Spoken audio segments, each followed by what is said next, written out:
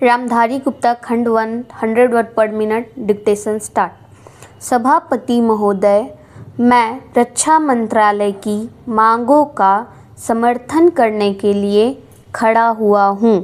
वर्तमान घटनाओं से पता चलता है कि संसार का हर देश अपनी सुरक्षा के बारे में चिंतित है और उसके लिए हर प्रयत्न कर रहा है। इस दृष्टि से अन्य देशों की तरह हमारे देश में भी रक्षा मंत्रालय का महत्व है।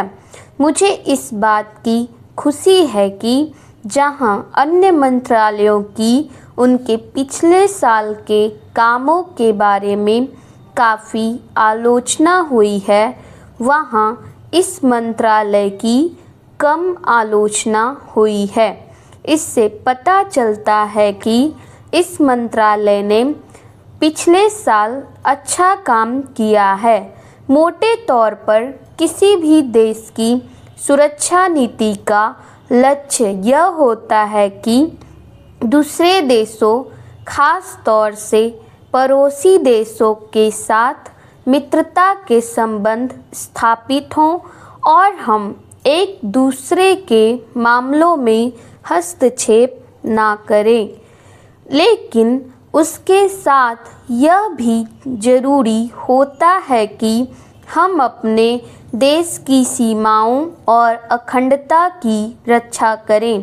इसलिए हमारे देश का यह कर्तव्य हो जाता है कि हम अपने पड़ोसियों के कार्यों पर पूरी नज़र रखें, क्योंकि आज तक हमारे देश पर जो संकट आए वे हमारे पड़ोसियों से आए।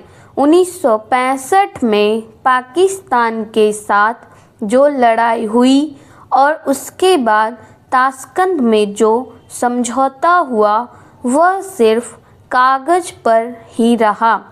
पाकिस्तान ने उस पर कोई अमल नहीं किया।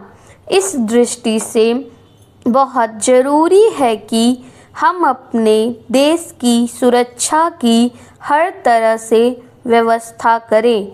हमारा उद्देश्य दूसरों पर आक्रमण करना नहीं है, लेकिन यदि हम पर कोई आक्रमण करे तो हम में इतनी शक्ति अवश्य होनी चाहिए कि हम उसका डटकर सामना कर सकें।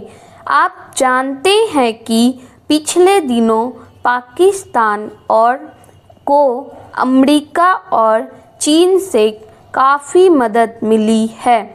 रक्षा मंत्रालय की रिपोर्ट में भी कहा गया है कि पिछले साल अमेरिका ने पाकिस्तान को 1500 करोड़ रुपए की फौजी सहायता दी है।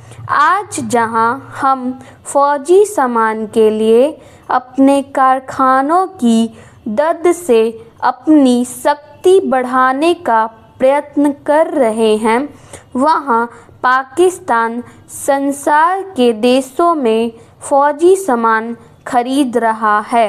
अपनी नीति के कारण सब देशों से लाभ उठा रहा है। मेरा सुझाव है कि हमको भी अपनी शक्ति बढ़ाने के लिए संसार के अन्य देशों से अधिक फौजी सामान खरीदना चाहिए। आज तिब्बत की सीमा पर चीन की 1.5 लाख फौज खड़ी है।